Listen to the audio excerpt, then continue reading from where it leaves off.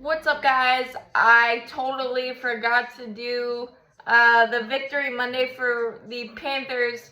Yesterday, the Atlanta Braves Sean Murphy trade kind of centered my attention, but I just want to say thank you, Steve Wilks, for making Carolina Panther football fun again and making the slogan for the Panthers, keep pounding. Relevant in every way again. It was already relevant off the field and what it means to all of us that understand Panthers history, but seeing it back and on the field with that offensive line, boy, it gives me the warm and fuzzies to have an offensive line again. Sign Bradley Bozeman to an extension, please, and D'Onta Foreman, that too. Oh my goodness. That would be terrible to see those guys walk away, because this is the foundation, and to have an identity again is second to none, and you need that as a football team. And this was a statement win that we put together on the road at Seattle, our first win in 9 games, and 9 straight road games, and just 233 yards on the ground, 39 to 20 in time of possession. That's taking the opposing team's soul and just kind of stomping on it and imposing the will. And I haven't seen that since Jonathan Stewart, Cam Newton, D'Angelo Williams type days. And it's just a beautiful, beautiful sight. I think you could see the difference in the game on Sunday when we got that 3rd and 10 on the first 3rd down, and it was a run play. And I love the use of the six-man offensive line using Cade Mays. I really, really like that. It seems like we avoided disaster with the DJ Moore injury. He's day-to-day with his knee. But I really like that the wide receivers themselves have seemingly bought in, realizing that you need to be ready for passes, but we are going to run the ball, and we're going to run the ball down their throats. Whoever we play, no matter if we've run 10 or 12 straight times, is probably going to get it again. And the law firm of D'Onta Foreman, Chuba Hubbard, and Raheem Blackshear are taking it to guys, and it's just a beautiful, beautiful sight.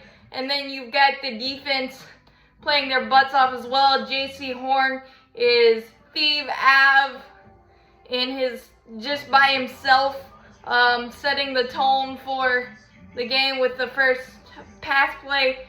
Picked off. He could have scored on that had the turf monster not got him there. And then sealing it with the onside kick recovery, and just kind of clamping down on Lockett and Metcalf. Metcalf, most notably, you know that Seattle is going to get explosive big plays. It's just whether you can limit them, and we did a heck of a job doing that, especially with Frankie Louvu. He was a man on a mission and a one-man wrecking crew, making life miserable for Geno Smith. I'm loving that we're using Brandon Smith, the rookie linebacker from Penn State, a 4th rounder as well. We're kind of just cycling the young guys in, and it's really, really working. Brian Burns and Shaq Thompson had a really key sack at the end of the at the end of the game as well. Brian Burns, we didn't see him wreck the game like he typically does, but he clogged some things up to open things up for Brian Burns, and that is a nice problem to have when your star player isn't necessarily putting up the stats, but he's affecting the game in different ways. That's awesome. You're seeing that. Derek Brown clogging up the middle. Hog Molly, breakout year for Derek Brown. Really, really nice to see. I would like to see us use DJ Moore in that little ghost motion scat screen that we use LaVishka Chenault a lot, because DJ Moore is deadly in space, and I think he could be very, very valuable in that. And I love the fact that if it ain't broke, don't fix it kind of thing, using those outside screens to Chuba Hubbard and Ian Thomas and those things until Seattle adjusted. Really, really, really love that.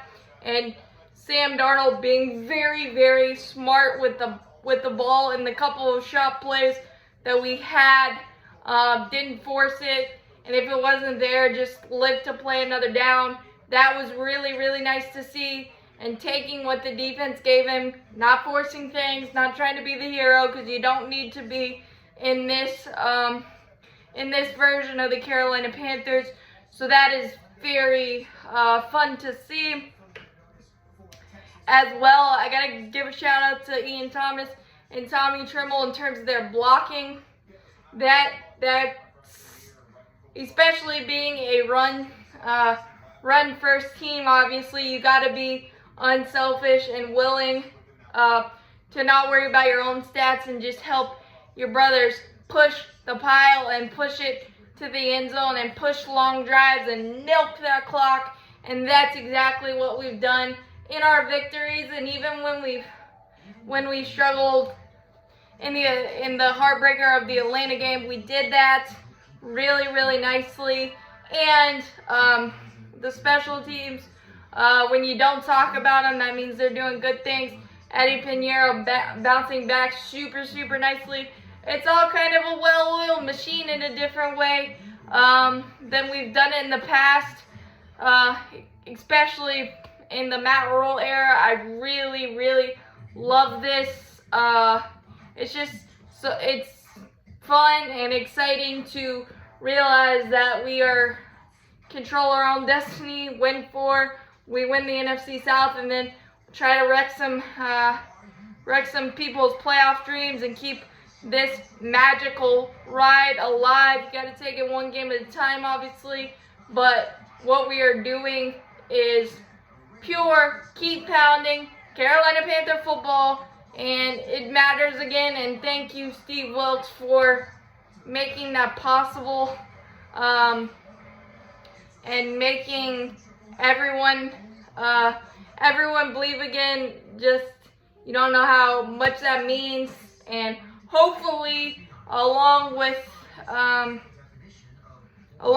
everybody, I hope that Steve Wilks keeps this job and keeps building his culture, because the culture that he has instilled in just 5 weeks is remarkable, phenomenal, and amazing, all wrapped in a warm, fuzzy ball of greatness and happiness.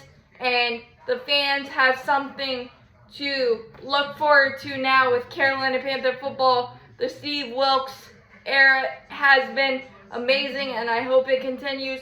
As always, keep pounding. Go Panthers. Let's keep this rolling.